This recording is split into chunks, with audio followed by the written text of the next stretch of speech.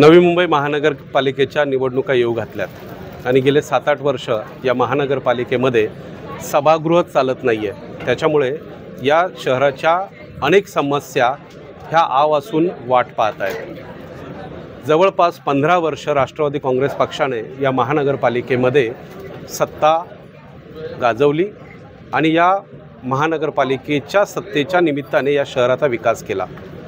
गेले 7-8 वर्ष हे शहर बकालावस्था प्राप्त झालेलं आहे आणि आपण जर बघितलं तर महानगरपालिकेच्या निवडणुका अजून जाहीर व्हायच्यात, परंतु नवी मुंबई महानगरपालिकेच्या निवडणुकीसाठीचा हा कार्यकर्त्यांचा मार्गदर्शन मेळावा मी जिल्हाध्यक्ष म्हणून आयोजित केला। महाराष्ट्रातला हा पहिला मेळावा आहे।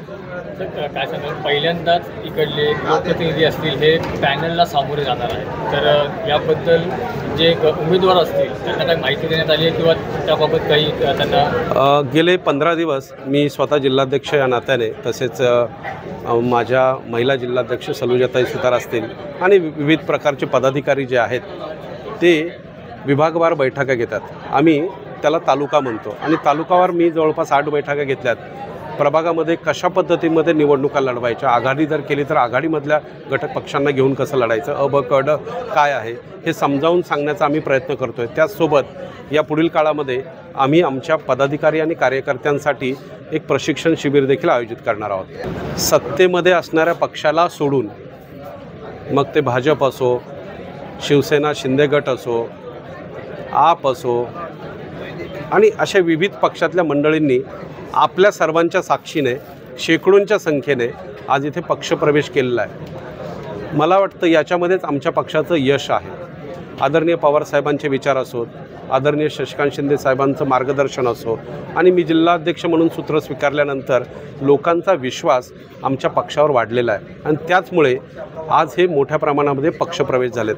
मला वाटतं एवढा मोठा पक्षप्रवेश सत्ताधारी पक्षांमध्ये सुद्धा झालेला नाही, हे आपण पाहिलेलं आहे। नाही, मी त्या दिवशी पण आम्ही सांगितलेलं आहे, ज्यावेळेला प्रस्ताव येईल त्यावेळेला निश्चितपणाने आम्ही त्याचा निर्णय घेऊ। अजून प्रस्ताव आला नसेल तर मी त्याच्याबद्दल चर्चा करणं योग्य नाही, पण प्रस्ताव आला की त्याच्यामध्ये आम्ही 100% निर्णय घेऊ। त्या बाबतीमध्ये काय करायचं हे आघाडीची लोक बसून आम्ही निर्णय घेऊ। असं आहे की भाजप सोडून जर कोणी चर्चा करून आपल्या बरोबर चर्चा करत असेल तर त्याच्या बाबतीमध्ये काही समीकरणं जुळवायची असतील तर जुळवण्याच्या बाबतीमधला निर्णय आम्ही घेऊ। असं आहे की गेल्या 2.5 वर्षामध्ये असे रुसवे फुगे सारखे आम्ही बघतोच आहोत आणि मला वाटतं की भाजप बद्दल त्यांची अपेक्षा अशी झाली की अशी बनवाबनवी। आता विषय असा आहे की काही गोष्टीच्या माध्यमातून ज्यावेळेला अशा प्रकारचे निर्णय होतात, गेल्या 2-3 वर्षापासून खुर्चीची स्पर्धा आहे, नाईलाजाने एकत्र आहे, ही सत्य परिस्थिती आहे आणि भाजप आणि मुख्यमंत्र्यांनी पूर्ण पक्ष, पूर्ण सरकार हे त्यांच्या असलेल्या आधिपत्याखाली घेतलेलं आहे। त्यामुळे काही लोकांच्याकडे अधिकार आहेत का नाही की त्यांच्याच आता पदाधिकारी आणि कार्यकर्त्यामध्ये आणि लोकप्रतिनिधीमध्ये शंका यायला लागलेली आहे आणि पक्ष वाढवण्याच्या दृष्टिकोनातून प्रत्येक जण प्रयत्न करत असताना आता महायुतीमध्ये पूर्वी असं ठरलं होतं की जे आमदार असतील त्या पक्षाचे तिथे कोणी डिस्टर्ब करायचं नाही, निधीचा सुद्धा डिस्टर्ब करायचा नाही, त्यापैकी समन्वयक नेमले होते।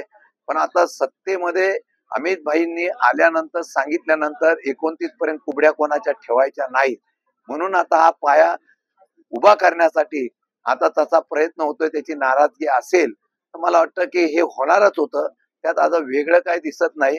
आणि असं काय झालं की लगेच तिथले मित्र पक्ष दिल्लीला जाऊन अमित शहाना भेटतात आणि मग काहीतरी मार्ग काढण्याचा प्रयत्न करतायत।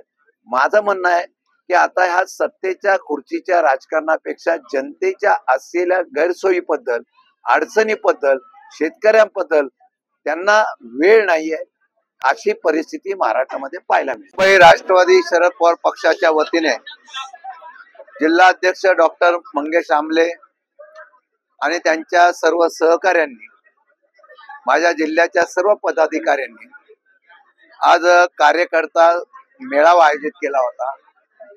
आनंद आहे की पक्ष संपला अशा प्रकारची चर्चा नवी मुंबई होत असताना अनेक तरुण कार्यकर्ते वेगवेगळ्या पक्षाच्या असलेल्या अनेक पदाधिकाऱ्यांनी आणि त्याचबरोबर असलेल्या जनतेने पाठिंबा देऊन पक्षामध्ये प्रवेश घेतला. त्यांचं मनापासून स्वागत करतो. चांगले हुन्नरी कार्यकर्ते सुद्धा त्या उत्साहामध्ये आले होते.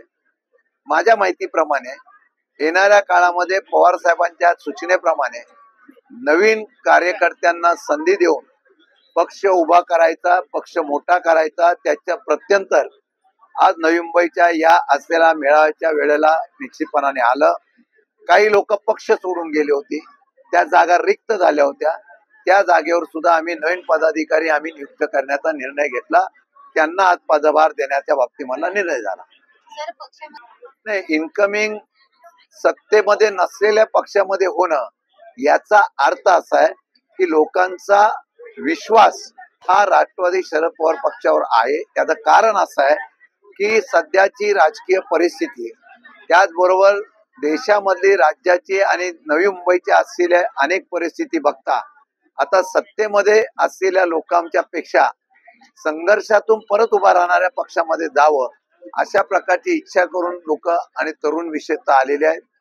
त्यामुळे मला वाटतं की नवीन उभारी घेऊन निकाल काय लागतो याच्यापेक्षा संघटना परत मोठी उभी राहते याचा आपण निर्णय घेण्याचा प्रयत्न कार्यकर्त्यांनी केला.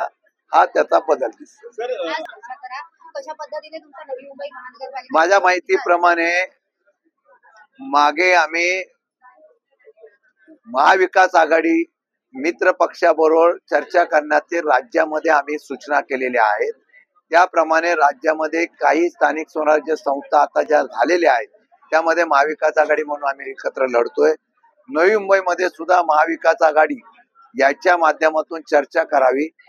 जिल्हाध्यक्षांनी प्राथमिक चर्चा तिथे केलेल्या आहेत आणि तशा प्रकारे आता येत्या 1 महिन्यामध्ये निवडणूक होत असताना कुठल्या प्रभागामध्ये कोण कोण उमेदवार महाविकास आघाडीचे, जिथं वाद नसेल तिथं एकत्रितपणाने प्रभागामध्ये जर उमेदवार होत असतील तर तशी निर्णय घ्यायची. जिथे एकाच वार्डामध्ये महाविकास आघाडीच्या वेगवेगळ्या उमेदवारांनी मागणी केली असेल तिथं आम्ही ज्येष्ठ म्हणजे प्रमुखांनी बसून त्यातून मार्ग काढण्याच्या बाबतीत मला निर्णय घ्यावा अशा प्रकारच्या सूचना केल्या. आजची उद्योगनगरी न्यूजला सबस्क्राईब, बेल आयकॉनला प्रेस करा, लाईक, कमेंट आणि शेअर करा.